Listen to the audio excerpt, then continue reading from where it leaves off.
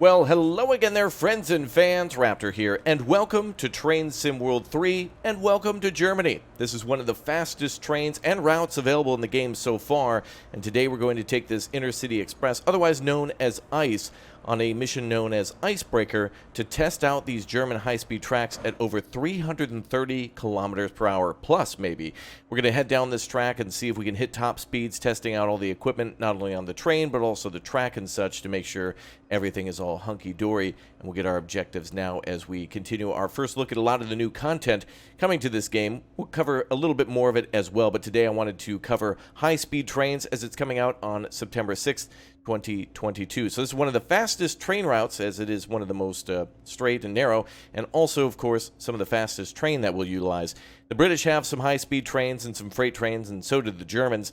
The Germans probably having some of the faster commuter trains, but also some very good freight trains, as well as the British. But the Americans, kind of a little bit more in the cargo side. So if you're interested in cargo trains, there's something for everybody, pretty much in every location.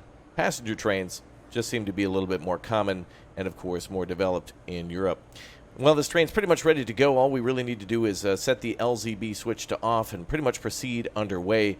But I just wanted to mention a few things here for the game, being some of my first impressions being a little bit more about the dynamic weather, about how if you do scheduled timetables or if you try to go on some of the missions, the weather will change. Visibility can drop, and of course the condition of the rails could make it harder to stop, or perhaps you could be diverted to a different route all of a sudden if something is to wash out or if there's a power failure or something along those lines. Additionally, it's much easier than ever to get started in this game too, as there's a lot of helpful hints and tips and tricks and tutorials in the game even before you start. In other words, if you just want to focus on the German trains, then you can learn all the German trains in the training center and also do it in German rail lines. So that way you can not only be familiar with the German rails, but also their trains. Let's get started. Let's go. It's about time, huh? All right, let's flip off the LZB switch and we will proceed to initiate our setup of the train and start rolling. So the reverser handle will be inserted into the train. We'll set that to forward. There we are. And we'll also engage our signal lights and also our instrument lights too. Master and instrument lights on. And then we just need to unlock the brakes with the brake key. All the way down to full service if we want to, or emergency, or in this case, release all the way forward. And then, of course, the same with the throttle if we want to move forward. So there's the brake key, and everything should be ready to move. Now that the train has been set up, you can get the train moving to begin the speed test. For the purpose of this test, you've been granted permission to exceed the speed limit up to 300 kilometers per hour. From what a lot of people were telling me, they often don't go over 280 kilometers per hour, and today we may accomplish the unachievable 330. Well, not necessarily unachievable, but you get my drift. All right, let's go ahead and initiate a little power here. We're going to probably go up to about maybe 35% or so, close to it, and then we'll go ahead and start rolling. And away we go shortly. Soon, a little bit of power hitting those wheels, and we shall roll away from the station. More power, more. And now that we're moving a little more, and then all the way up to full. I want to try to avoid wheel slip. So this is great. A lot of new locations to go to, a lot of new trains to toy around with, a lot of new menus and different things to do and different ways to do them. And also, of course, a lot of the classic things here, such as the on-screen HUD, which you can, of course, disable at any time and or use the right click to then go ahead and interact with things once you know what you're doing. But for safety's sake, you can always leave it on, especially when you're learning. So our first goal is to hit 100 kilometers per hour. Then I believe it's maybe 180, 250, and then eventually push it up to 300, which it'll take quite some time. This mission primarily takes about an hour, but we're going to be essentially reaching the midway point to come to a full stop. Switch back on the thing that we switched off at the very beginning when we stood up, and then, of course, continue down the line with the safeties turned back on. So very nice sounds. I've got to say I'm really impressed with the American freight trains, freight being very heavy and shaking along the tracks, and the German trains and everything else sounding very good, feeling very good, and just, yeah, it feels like you got a lot of power with you. Now this is going to be the highest speed train that I've seen so far. The British train's getting up to somewhere around, I think, 200 kilometers for the southeastern line. That is a really interesting line. This German line, a lot more straight, really symbolic of maybe what I've seen in Japan mostly going on the Shinkansen, which is something I think this game direly needs, is the ability to see both Scandinavia and also Asia being much more deeply represented, as well as areas around the Mediterranean, for example, Italy and more of southern France. Of course, every once in a while, like in Train Sim World 2, there was a one-off DLC that would bring you to Canada, or, of course, the south of France for the Mediterranean lines down there. But it would be great to see a lot more of these things permanently ingrained in the game, and to see a lot of content being delivered to players right up front. With lots to do, it can always be overwhelming, but with lots to do, you can always get started where you want and jump between different scenarios and missions and tutorials. So that's good, and I do like what I see so far in the game. Lots of graffiti, seeming realistic around the entrances to tunnels, and this will be the first of many long, dark tunnels. Now, this is why it reminds me a lot of Japan. If you've ever gone to Japan, even if you've rented a car or driven there yourself or live there and or been on many of the trains, oftentimes it is long stretches of like viaducts, bridges that stretch along at a very gentle incline or decline, and then tunnel, tunnel, tunnel, bridge, bridge, bridge. Very rarely are you actually at ground level. So in this route, we can see a lot of beautiful landscapes, and yeah, I love that effect coming out of the tunnels, like where you just get overwhelmed with the light. Being from Minnesota, it's something I often see whenever I go back inside after being out in the winter, shoveling your driveway or something like that, and then the effect of coming back into the, albeit artificial light, but, you know, it has that natural effect too when you go out during the day as well, and that snow just hits you just right, can cause snow blindness, a real thing. All right, well, we're going to go at full throttle now, all the way up, as we're approved now to reach 300. And we've got a very, very long time to do this. This route, absolutely insane, by the way. If we go to the pause menu here and take a look at the map, we can not only just see the main map here, if I can go ahead and take a look at it. There we go. You can see the route map where we're going all this distance, crossing all this land. And relatively straight, narrow. There's a few curves here and there, but for the most part, it's a pretty straight line between the two destinations without very much going on. Going a little to the west, straight north, and then back to the west again. So pretty interesting to see these lines. Not to mention, zooming in on all the train lines, you can see all the sidings and stations and areas where you're clear to move, and other trains that are moving about as well. Now, I believe in that time that we were paused, I believe the game also continues. So a few things that I wanted to see, though, that I hadn't seen so far was, for example, multiplayer. I'm not sure if that's something that'll be planned for the future. Like, for example, when we were excited for Train Sim World 2, we really wanted to see Steam, and we certainly got it. And it was at the end of the series that we got ourselves the Spirit of Steam. I believe it is the Liverpool to Crewe route, and that is also present in this game as well. So you'll get one of the previous DLCs in the base game, and it's been improved with much different voice acting, and I think more detailing on a lot of the bridges and the trains, and they may function with greater detail inside the cabins, so that's really cool. Of course, there's American freight trains for the Cajon Pass, I believe it is, or Cajon? I have no idea. I call it the Cajun Pass, just because it sounds more delicious, like those Five Guys fries. I have no idea. But anyway, I like that San Bernardino Pass, where, of course, there is scenarios, for example, large forest fires, which are another thing to consider as well in this game, where lightning strikes could take out power lines or power to trains, or perhaps even wildfires obscuring views of freight trains, which may have them proceed at a slower speed or stop altogether if it's just far too dangerous to do so. So a lot of things you might not consider. I've also looked at the snow in this game, and I love how it looks at all the stations. It looks really nice with smooth transitions between areas where it's warmer and where it's colder, where the snow kind of sticks to the ground for a little longer, especially where there's constant plowing like at train stations. But it still seems that people kind of just walk around with like umbrellas as if it were raining. It seems like the game definitely allows people to wear summer clothing and winter clothing, but for a winter storm, they're not bundling up heavier into jackets versus like umbrellas. That is such a minor thing. By the way, this is a train simulator, not like a city life simulator. But one thing that this game does do well too is adds a lot of immersion or layers to the world around you. So for example, when we're looking at a parking lot or a major roadway, as we're going through these train tunnels, you might see cars and such and buses driving around on all of the roads, and all the heavy traffic definitely adds to the immersion of a world going on around you, where it's not just a train simulator where everything is a backdrop or like a studio setting or something like that.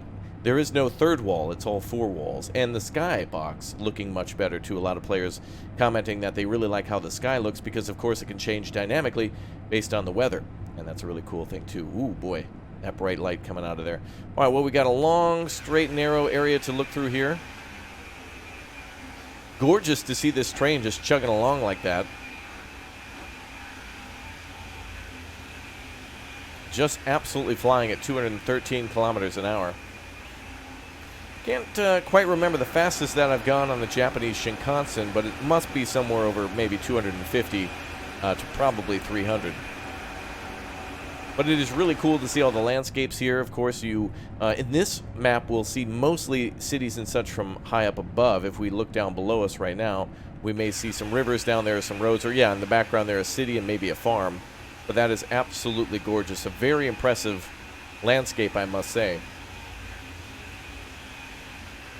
Yeah, that's really great. Really think that looks well done. And some of my favorite maps, I mean, I say they're all my favorite. Every DLC for Train Sim World 2 drove me nuts, and I thought it was cooler and cooler than the last. But in terms of landscapes, some of the most beautiful landscapes were in some of the German areas, specifically more closer to Austria, if not Austria alone, in Switzerland, where I believe there were a few routes there too. So going through the Alps and or mountainous regions in this game looks the best, and it's just really crazy to be able to see trains traveling at over 250 kilometers an hour between mountains and hills and coming in and out. Like, for example, a very short bright light area there where the tunnel ceases for just a few moments, but kind of cool to be able to see that. So this gives me a lot of hope for seeing things like Japan and whatnot. I believe for the Train Sim World 2, when the underground was included, I thought that was a great offshoot where you didn't really get to see much other than tunnels and stations, but it was really great that they included that, as that's a very famous and well-traveled route, and it is quite unique and really only one of a kind like that, and first of its kind like that as well. Look at that, geez. Going right back into the tunnel again.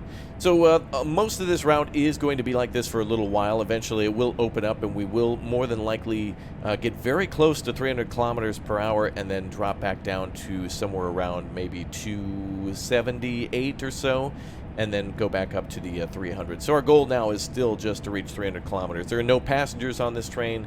We'll be stopping once or twice just to kind of continue the test and reach waypoints, but I've got to see, I say that I like the details down there of the farm fields where it looks like they've been actually working the fields too, where it looks like there's a little bit of hay and straw. It's not just a farm field that's ready to harvest, but it looks like they've kind of like started to create straw and hay from different types of crops and mowing and such that they're doing down there. I think that's great. I think that's a really cool thing to be able to see. Seasons perhaps be a thing where maybe in the early spring you would see a field that is more covered in dirt as the planting is just completed versus more later in the year. I'm not exactly sure when this is taking place, but it is about 9:13 in the morning, and we're going to continue on this test. Very close now, about 25 kilometers away from 300. This train will eventually push itself to 330 and greater, and I am very excited to see that. And I'm also hoping that we see a lot of the older, dustier, dirtier routes too, like for example the American Long Island Railroad, the Lear, and a few of the routes that have been included later on. For example, going under the, I believe it is the Grand Central Terminal. Grand Central Station, I believe, is the post office or whatnot, but the terminal itself going under New York for quite some time and seeing all of the support pillars and stuff down there, much different than this here. Some of the cool cameras for this game come back from Train Sim World and Train Sim World 2, where you can, of course, set up a checkpoint where you can set up a camera and see your train pass at about, in this case, 200 and so kilometers per hour.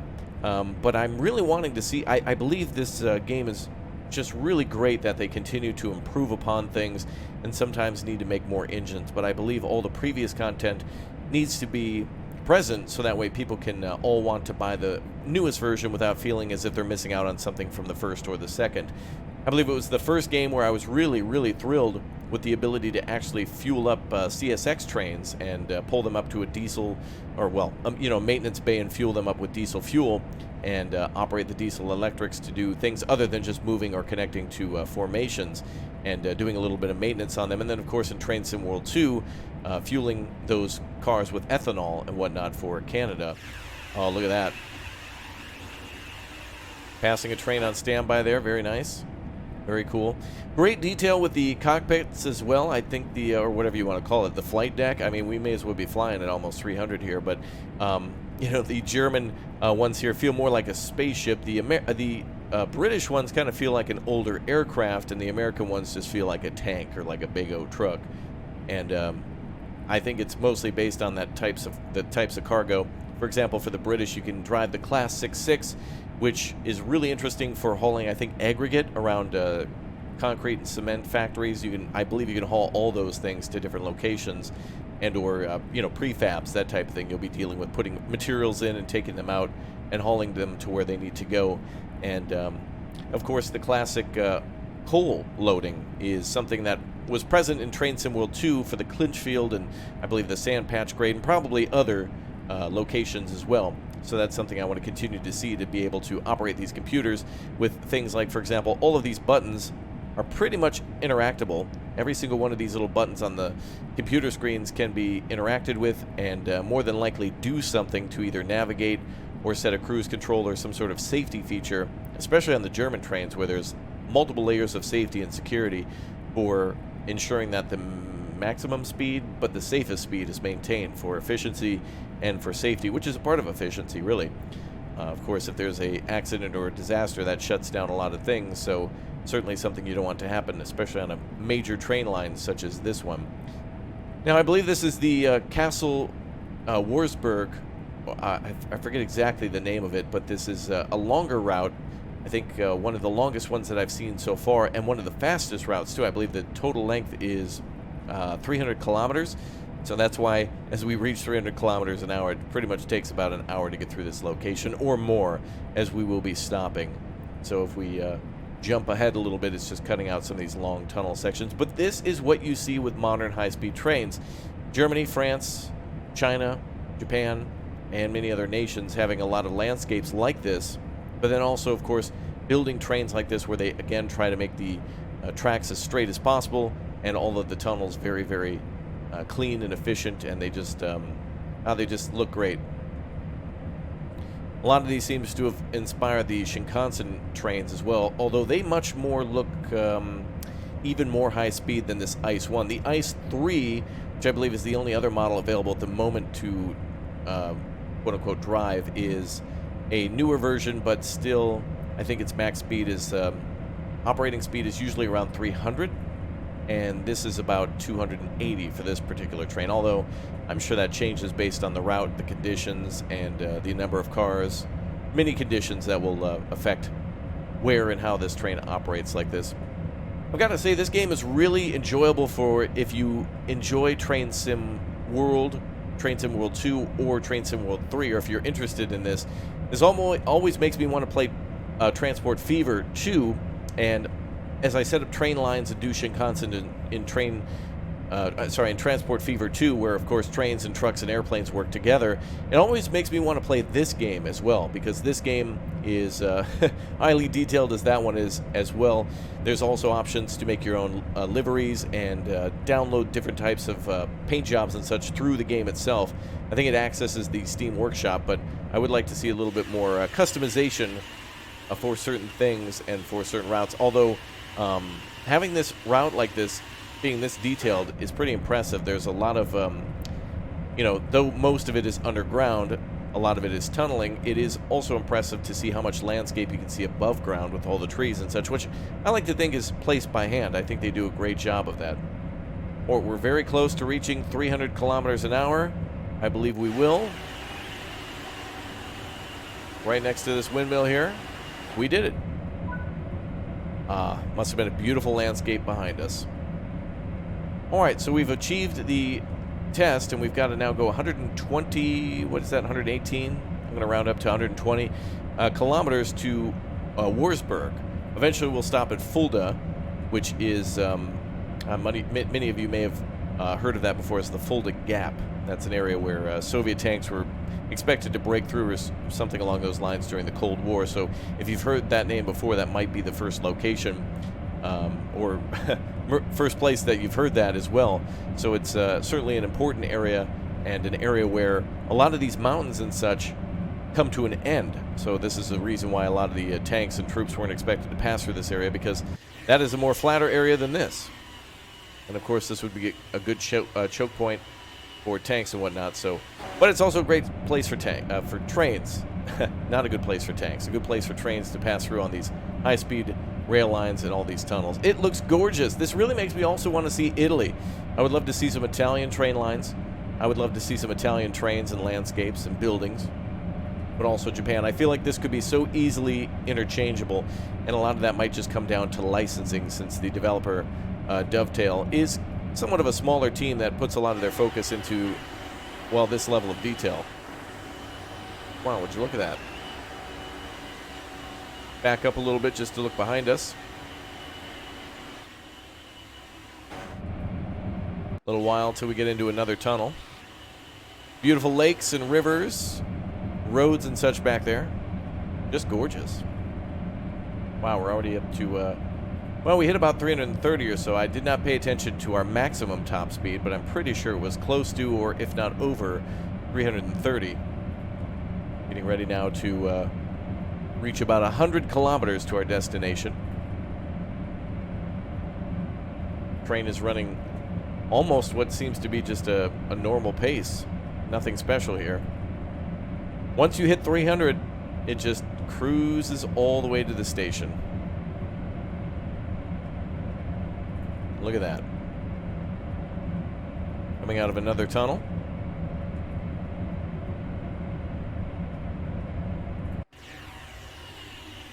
Another beautiful bridge here.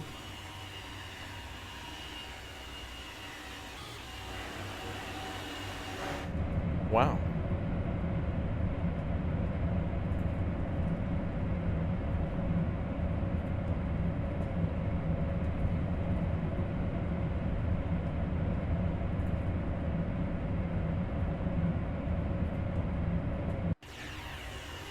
Geez. It doesn't even look like we're moving that fast until we see the outside of the train, just blowing by cars. I can't even identify what some of those cars are out there. One of them looked like it was maybe a classic car from the 20s or something, but we certainly seem like we're going much faster outside the train than inside the train.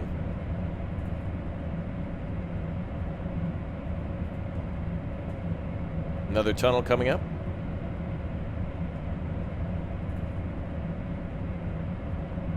Man, it's crazy. In and out of tunnels repeatedly.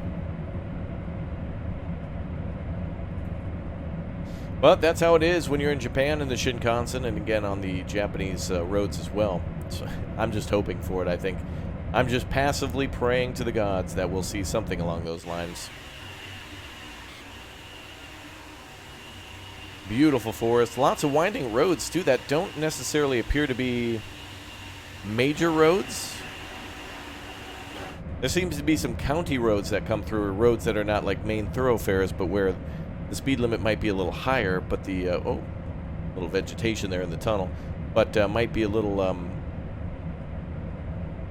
less used. Wow, we still have about 97 kilometers to go. I can't believe it. But now we're getting outside a little bit more.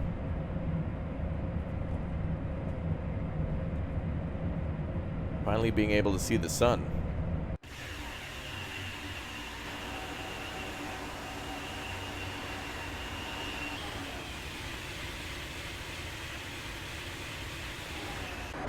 Let's see that again. Wow.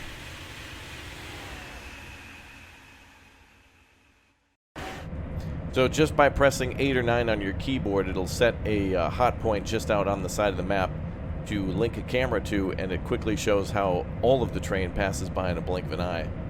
Incredible.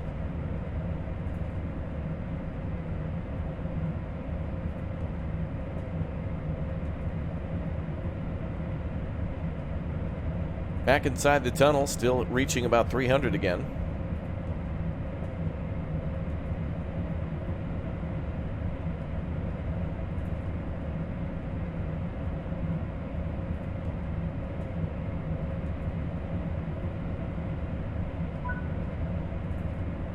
We're approaching Fulda. Slow down as you pass the station.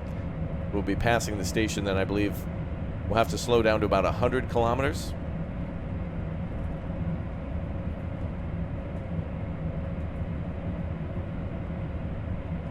Reduce speed to 100 kilometers per hour. Okay.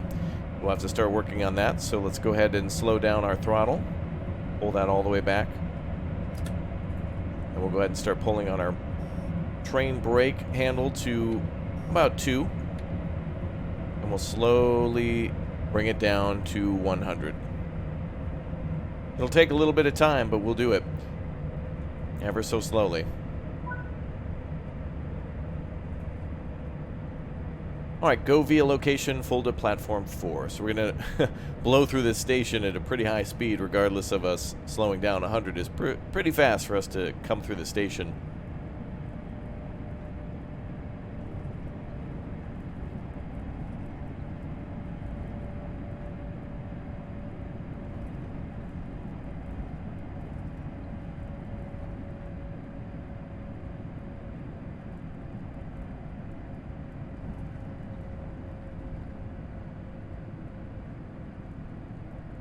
And we'll bring it back down a little bit more. Oh, I could have actually been at 1B rather than 2. Good work. Keep on towards Bergson. So quite obviously we need to pull back on our brake maybe a little bit earlier when the prompt first pops up, and also to be a little bit more aggressive on our braking. One thing to note is that I have a little bit of foresight and knew that that was coming a bit, and I wanted to be a little more gentle on the brake to test it out each time that I pass through. And with these scenarios, I believe because the scoring in this game is based on how quickly and effectively you are within your speed limits, you'll be scored accordingly. So there's not really necessarily a mission fail for being over the speed limit unless you derail, or if you pass a signal at danger. That's really where the problems come in. I believe you're going to have to play a scenario a few times to know with foresight on what's to come, so that way you can be prepared for it, or prepare for it before it happens. Sometimes in the game, especially when you're traveling at 200 kilometers plus, and a pop-up says begin slowing down to 100 kilometers, to reduce 200 kilometers in about maybe 10 kilometers is quite the task. But previously we went through there at about 2 during our live stream, and I believe we pulled it back to 1B or 2 as well, but can always improve. And that's one of the things that at the end of this scenario you'll be able to review and see how we did, where being above the speed limit will give us a lower score. So if you're looking to improve your driving skills in the game, you can of course learn a route, which is the most important thing, learn a train, which is also important, and then as you drive it more and more, you'll be more familiar with the subtle nuances and the regulations, and or with certain scenarios where things like being requested to slow down, speed up, or change tracks can be. So that's going to be pretty cool. And but this train is quite capable of reaching those higher speeds and slowing down rather quickly too. So it's a very responsive train, mostly because it's also a passenger train, and mostly because it's also empty too. So there's a lot more that we can do to just kind of test it out. We're really trying to push the limits here, so I guess we've gone above and beyond the Call of Duty and also the speed limit. But that's okay. This is just a game, so we'll be alright. We're going to creep back up to about, I believe it's, well actually look at this, in about 2.2 kilometers we'll be approved to go up to 400 kilometers per hour again. So I'm going to continuously creep up to this speed limit, and then eventually we're going to have to slow down when we reach about 250 maybe, if we even reach that high, because the stop is about 25. Actually, we're going via locations to the Mottgers track 103, so we're just going to pass through there. And some more vegetation clipping through. Not too big of a deal. I've seen some of that in American Truck Simulator and Euro Truck Simulator before as well. Gotta say, this game is really getting more and more on par with those games as well. With all of the new DLCs that come out for American Truck Simulator and Euro Truck Simulator, it is nice to see the developers going back to old areas of that game from, you know, for 2015, for example, for ATS, and going back and touching those up as well. And I wish the developers here would also do the same thing with some of the older content, rather than just going back and touching it up in other games. If they're releasing new games, I want to see all that old content here too, because I think it's great. I think some of their previous stuff, heritage lines, for example, for the British Railways, or other German lines, which there seems to be almost countless numbers of German passenger lines of connecting many main cities together. incredible, as well as very unique routes for the United States of, you know, kind of the Appalachian and mountainous terrains, kind of connecting both early steam trains with like more late steam trains and early diesel locomotives. And so there's a lot of diversity in these landscapes. Looks like we could probably speed up quite a bit now. We've got no problem going up to the limit now of 400, although the speedometer here shows 3. I do believe the speedometer should be changed for this train specifically.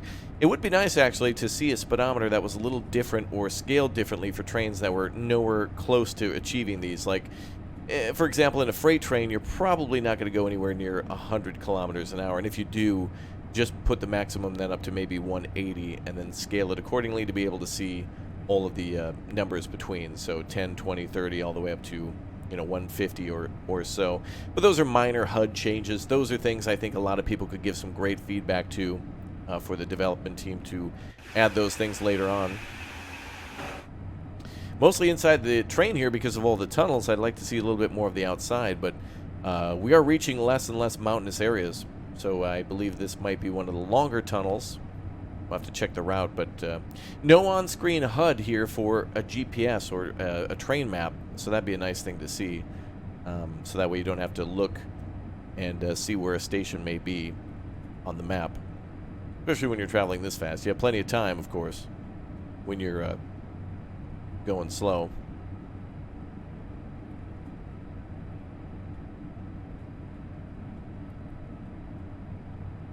Alright, getting back up to speed again.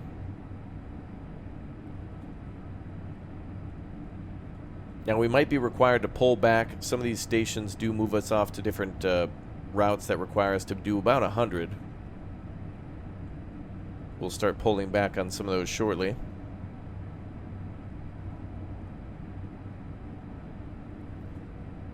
Highest speed train in the game, or at least one of them. That's really cool. Now, some were mentioning that because the British trains lack a particular cabin safety feature or something along those lines that the German trains are required to have, the German ones can go much faster, but they have to go much further. And so it seems that the British railways and the German railways are kind of scaled for their own distances. Of course, you're custom making railways for each city and each station, and passenger counts and things fluctuate, so it's a lot of things to take into account when building a railway, rather than just making the biggest, fastest trains, which of course could be wildly inefficient based on passenger usage. It's crazy how many things have to be considered for that, including things like ground movement, and I think there's actually been some recent earthquakes in Germany and areas in Europe, which are unexpected and unusual, but definitely do happen, so that's something that could change up your route pretty much any time.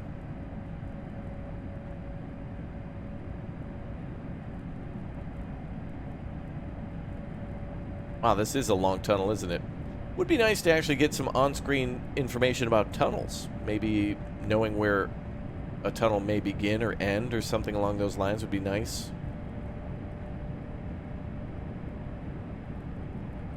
Still driving under the speed limit, we'll be getting some bonuses for that.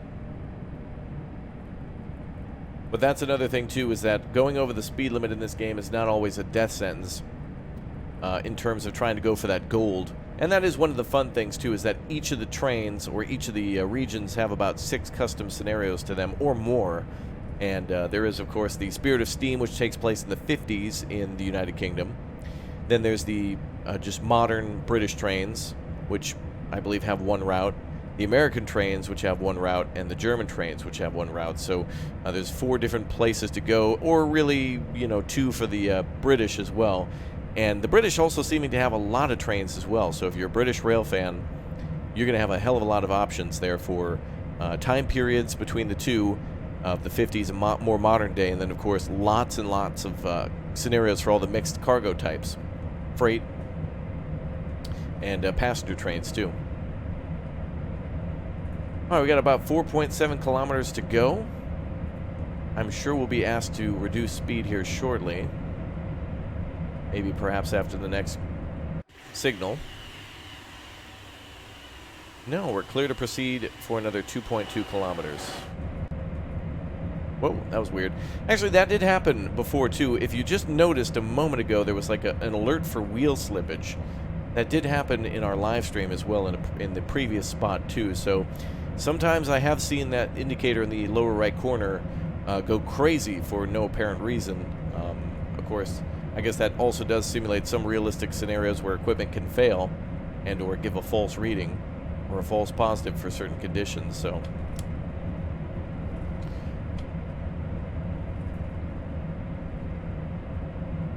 Alright.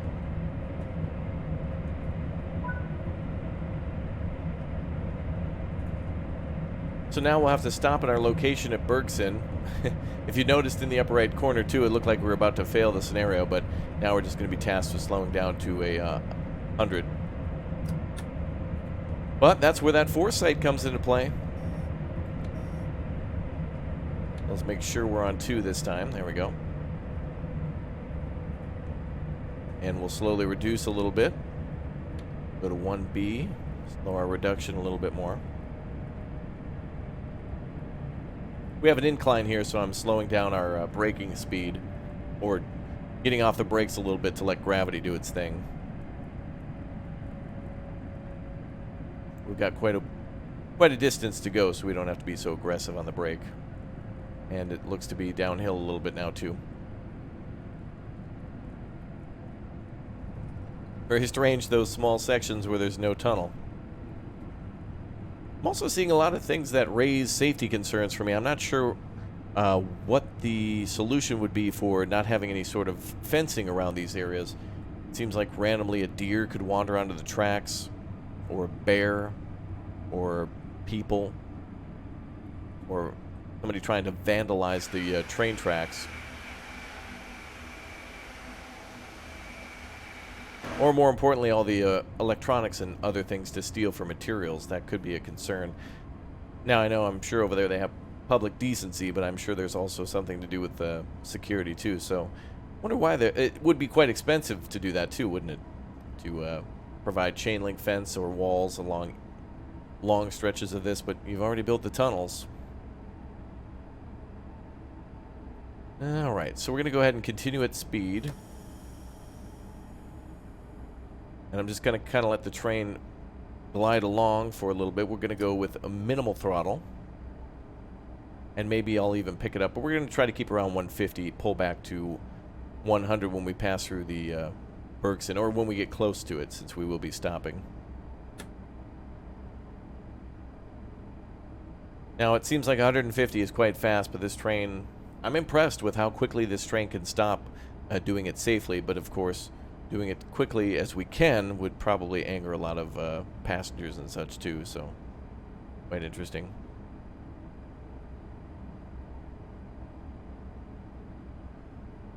.7 kilometers.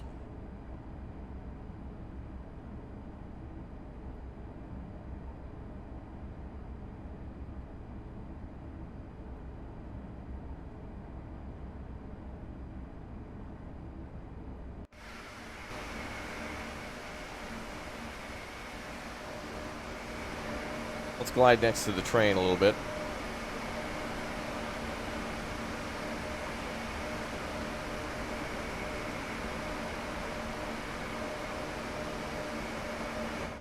So I believe we'll be stopping on a little sidetrack here. We'll get sidetracked in a good way, where we'll be bringing the train to a complete stop, and then we'll be flipping back on the safety feature we saw before. And then we'll continue on to the final stop, which I cannot recall what the name of the station may be. I believe it might be just Fulda HFB, I think it is, or HPF.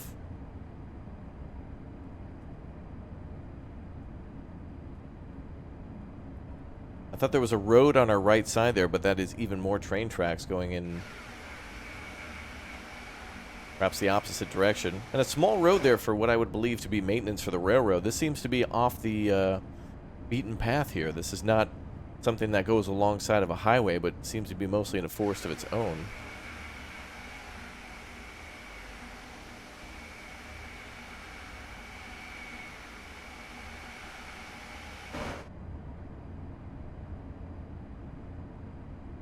And we're getting a little fast here, so let's get ready to do our actual braking now.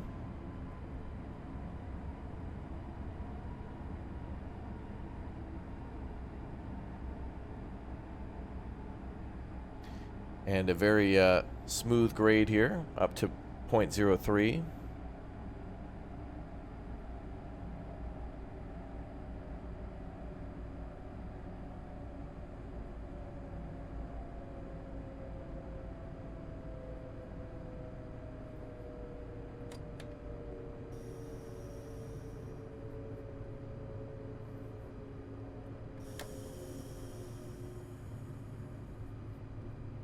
So the more and more that you play this game, the more and more that you practice, the more and more you do the tutorials, the better you'll get with these trains. Oftentimes for Train Sim World, it's far and in between that I get to play this game, and I'm glad that there's a new one coming out so I can cover more of the Train Sim World series. And I've got to say, every time that I drive these trains, I get better and better every time that I do drive them, and it feels very exciting to get better with them, especially the passenger trains for stopping at the stations, which is almost like landing an F-18 on a carrier deck, as where the freight trains are moving so slow. It's almost like stopping a, I don't know, a runaway wheelbarrow or something with a brick wall. That's kind of how it feels to stop those trains. These take a little bit more finesse, especially with the passengers, and making sure that you're in the right spot, opening those doors and waiting for things to kind of open up on you. Or to be ready for those stops. Right now, we're not on any sort of timetable, so we can stop at this location at any time. We're not going to be stopping at a station. It'll be out in the middle of the woods here. Kind of sus.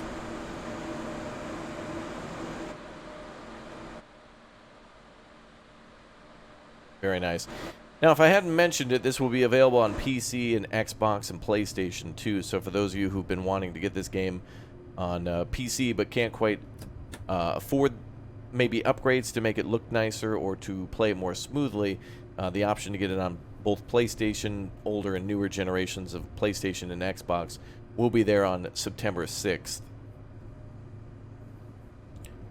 And yeah, looks like we have a option to slow way down here.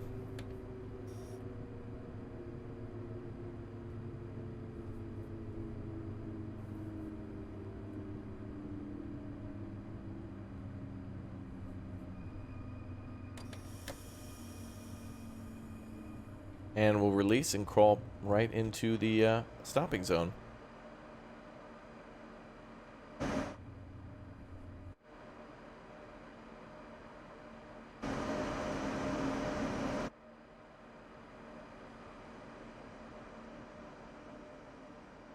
And let's go ahead and stop.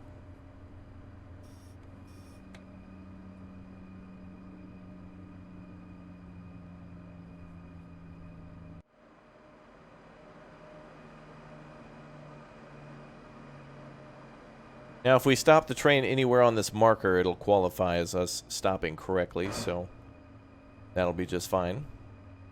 But we do want to stop before we reach the 160 meters to the, or actually the 26 meters until the signal, to which will be just fine like a glove. Practice, practice. Hey, there you go. But really, the best way to judge yourself in this game is if you're having a good time. You don't want to have like some sort of a stressed out job simulator. You want to feel confident in what you're doing, and if you're not confident, you can always learn and use anything as a learning opportunity, as these are always fictitious and whatnot. These trains, of course, are not real, and neither are the people, so if you make a mistake, no harm, no foul. Alright, it is now time for us to continue to Warsberg. Let's go ahead and do that. Let's make sure we flip the throttle all the way off. Brake was released, so should be good to continue. And give her a little bit more power.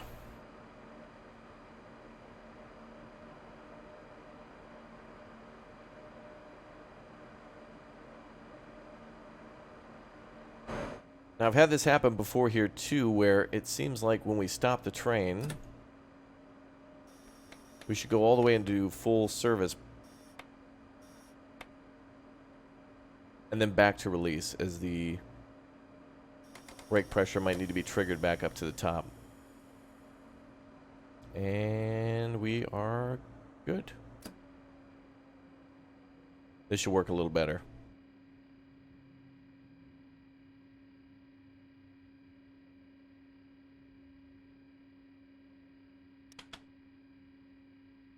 Ah.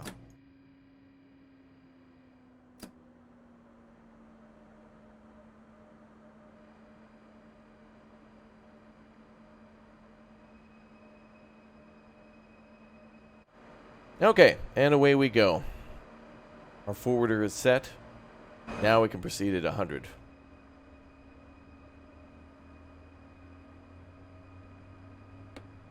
Let's give it full speed.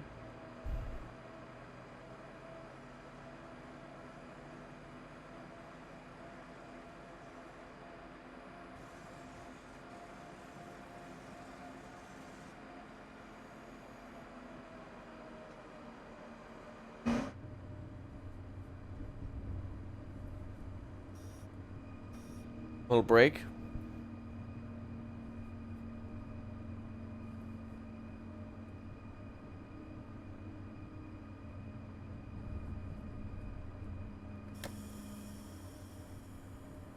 And we'll proceed on.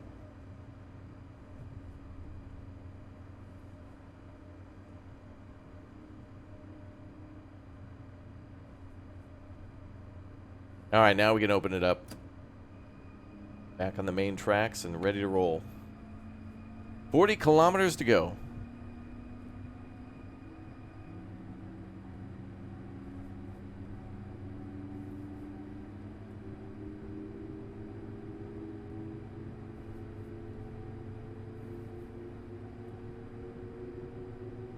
Beautiful.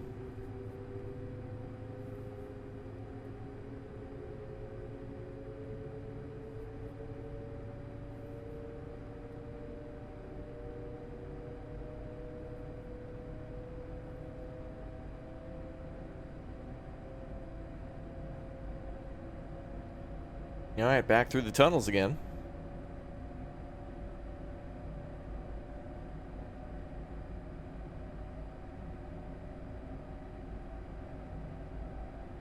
And 39 kilometers to go, which I believe is our final stop.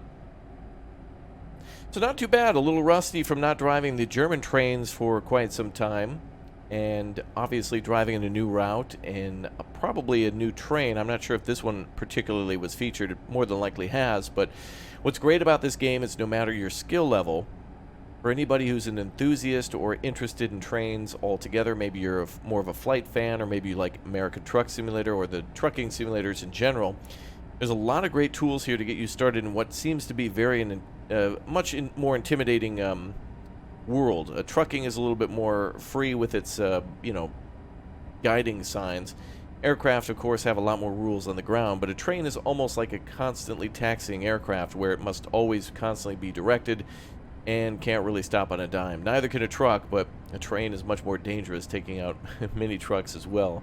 And I've got to say that this is a wonderful opportunity for many people to possibly get into this game series, with the second one being of the first and second, Train Sim World 1 and 2. Train Sim World 2 being a much more complete version, of course, because it's been out for a few more years, but I'm hoping that any of the issues that plagued the first game will be ironed out for this one. I'm not sure any of the issues that might be a thing in the first game, or in the second game, other than just people wanting more and more content all the time. For example, Steam, for the longest time, being finally added to the game, showing now steam trains, diesel electric, and electric trains, and, well, now coal trains, really. Beautiful.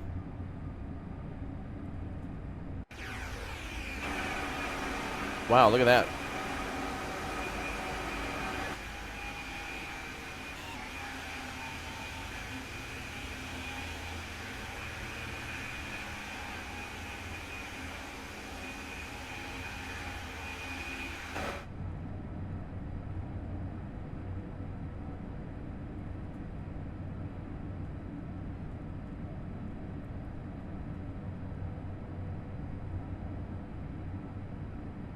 Alright, just cruising through the tunnels now.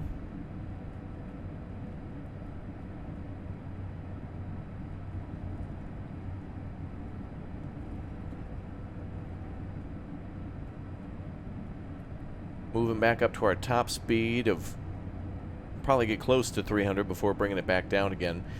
This is a good map too to practice the ability to go very, very fast, very quickly, and then needing to slow down periodically or exponentially as you get closer to stations or areas where they want you to make a change or to move over for some other train.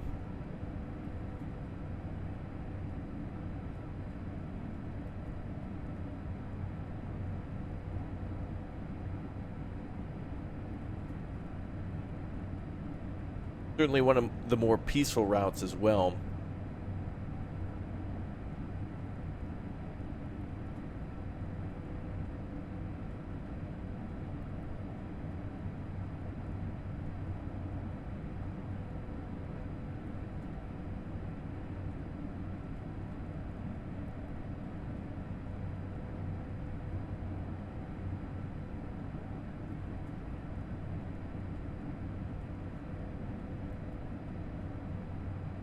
And back out into the beautiful landscapes again.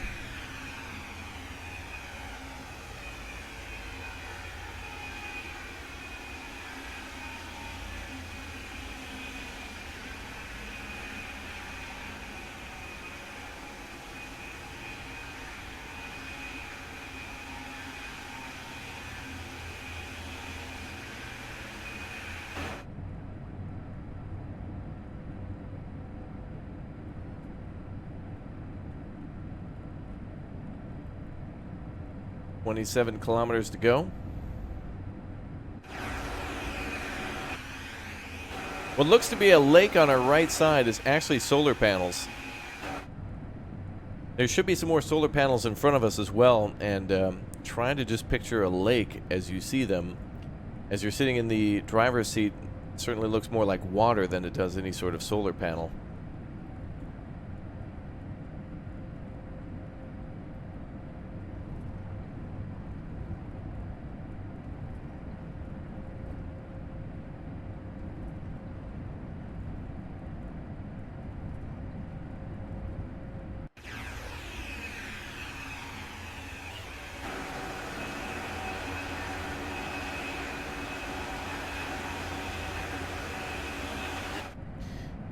Imagine the air force that this is pushing against. The air that's in front of it. The aerodynamics of the train are good, but the amount of air that must be moved every time that this gains a little bit more speed is immense and impressive and incredible that so much power is mostly applied not to reach the speed, but to fight the air to maintain that speed as well. It's not just all about gaining speed. Sometimes it's about clawing in for dear life to try to maintain those numbers. We got to get those numbers up. Let's see what we got going on over here. More farm fields, more little villages off in the distance.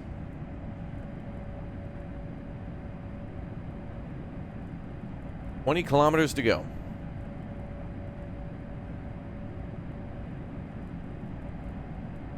And some lakes down here. No, they're actually solar panels. Just like I mentioned, yeah.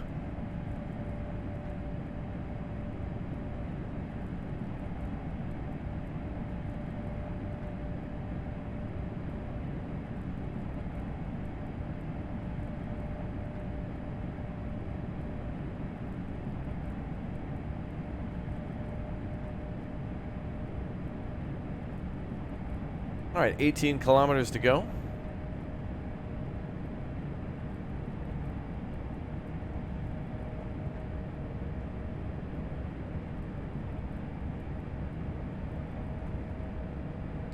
Time to start slowing it down.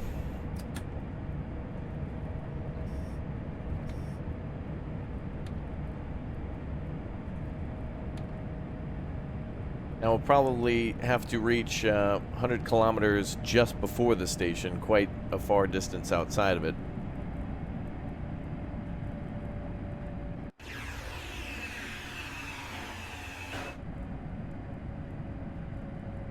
Oh, beautiful.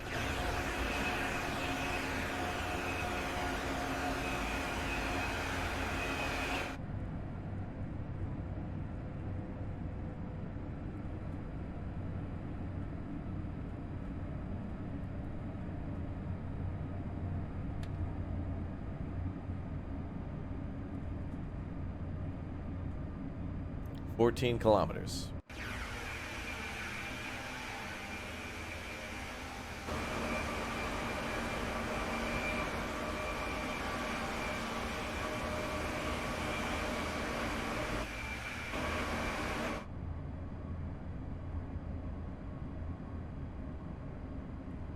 Bring it down to 150 if we can.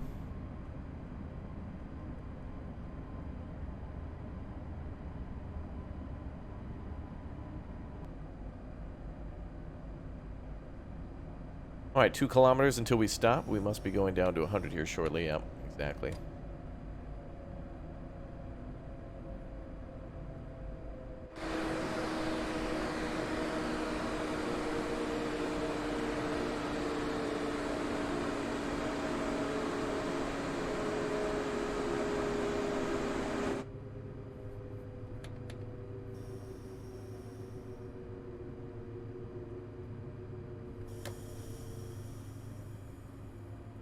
All right, so down to 80 in about 650.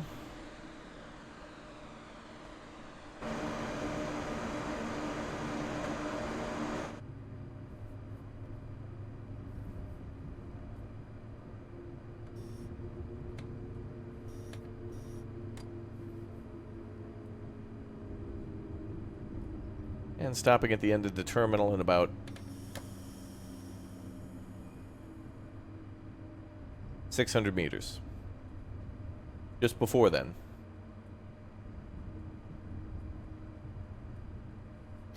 Yeah, coming in with that slow glide and maintaining as much maximum speed as possible, giving yourself ample space to be able to stop in time. Really important. And something that is easy to learn and difficult to master. Takes some practice, even more in real life, but feels good, man.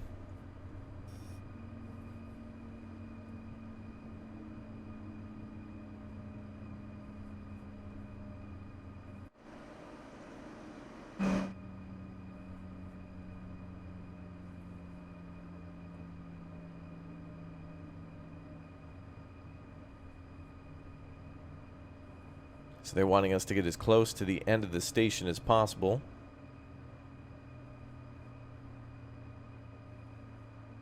We have about 50 meters to the end here.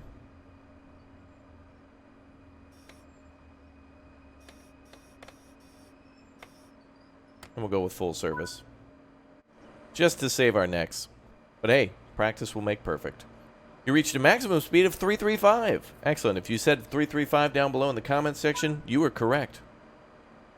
Let's see how we did. So obviously over the speed limit through the station there and well under the speed limit in a lot of areas where the limit was essentially 400 and this train was not able to keep it. So let's take a look. Let's see what happens.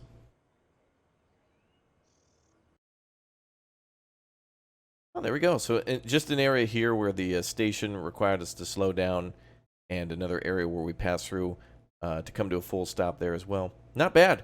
So distance that we've gone about 182.93. So obviously going back the other direction is about that 300. So both ways operate a little different with the incline and whatnot. Very cool. All right, thank you everybody for watching. Please do subscribe to the channel, leave a like on the way out, and make sure you do click or tap join and become a member today to take advantage of all those extra perks and to help the channel out. I do appreciate your support. Don't forget to jump on the live streams for giveaways and more. Hope to see you all soon. Thanks for watching. Take care, and we'll see you next time. Bye, everyone.